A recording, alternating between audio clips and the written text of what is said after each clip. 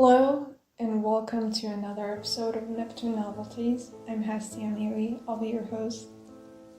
And today we'll be talking about the book called Archer's Voice by Mia Sheridan. Like always, I will be reading an introduction so that you could have a general idea of what the book is about. So, when Bree Prescott arrives in the sleepy town of Pellion, Maine, because she's running away from a problem she has faced lately, a trauma, a tragic story that recently happened to her. And on the first day of her arriving there with her dog, and only her dog and no one else, her life collides with Archer Hale, an isolated man who also holds a secret agony of his own, a man no one else sees. Basically, it's not a science fiction. This story is very realistic, actually. And the reason that no one pays attention to Archer is because of his background, the things that have happened to him and his family, that no one in the town seems to want to deal with that. Which is why Archer lives in a house that has been given to him after the death of his family. Now, I really couldn't choose a part to read to you because this is absolutely one of my favorite books of all time. I would give this book a 10 out of 5.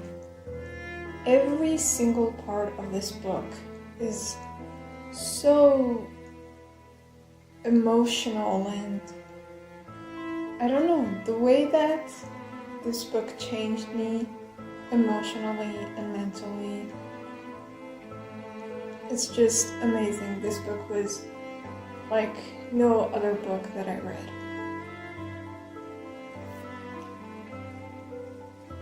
The parts that, the lines that were my favorite are a lot, and I thought since all of them are good, why don't I read all of them instead of just choosing one? I stand by my logic. I think love is a concept, and each person has an individual word for what it sums up to. My word for love is Bree. You brought the silence, the most beautiful sound I've ever heard. The loudest words are the ones we live. This is that burden I was talking about, Bree. This is what the burden of loving me looks like. Loving you isn't a burden. Loving you is an honor and a joy, Archer. It suddenly occurred to me that Archer Hale has taught himself an entire language, but hasn't had a single person to speak to until me. And the line that really broke me was, "Don't run from me. I can't call to you. Please don't run from me." So basically, Archer is mute. He cannot speak because of something that happened in his childhood that hurt his vocal cords. He has lost the ability to speak. Therefore, he speaks in sign language, American Sign Language. Now, Bree isn't like that, but spoiler alert, her father was also mute, therefore she knows how to speak American Sign Language.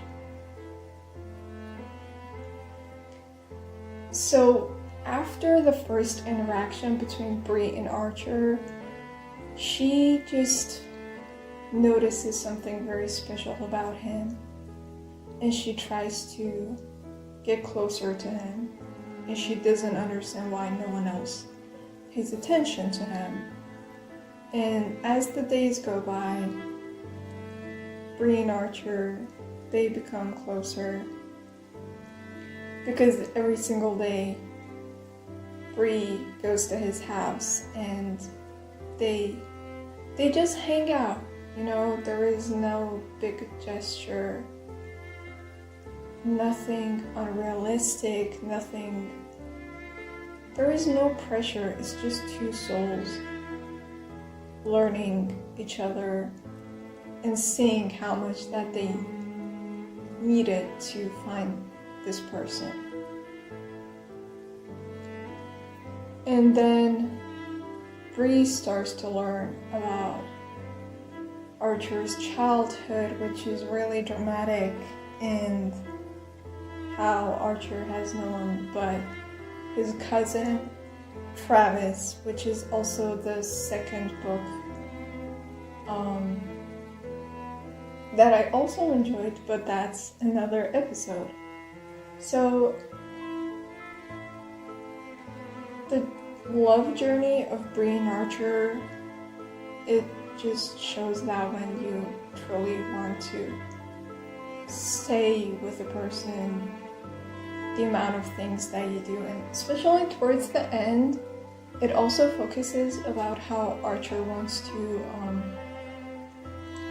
improve himself as a man, because all of this, you know, all of these years, it has only been him, and, you know, he was just on his own. And after finding Bree, he finds so many new aspects of life,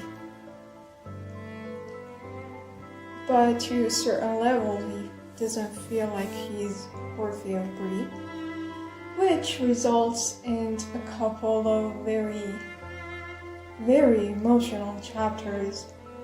And the moments that I was crying while reading those chapters prove that. But in general, it's a happy ending. I actually only read books that are happy ending, because we don't need anything cruel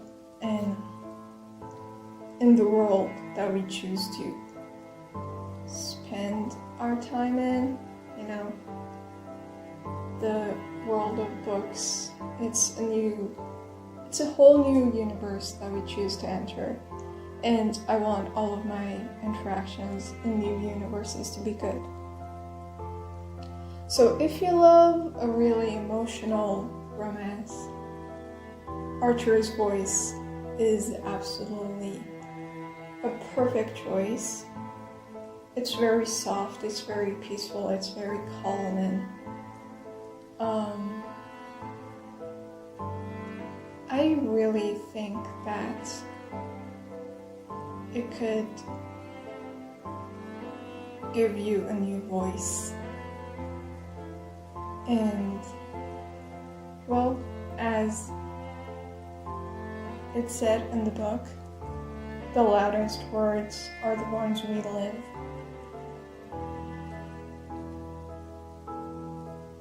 So, let's live good. Thank you so much for listening to this episode. If you're an author and would like me to review a book, you can always reach me through email. And I hope to see you around soon. Later.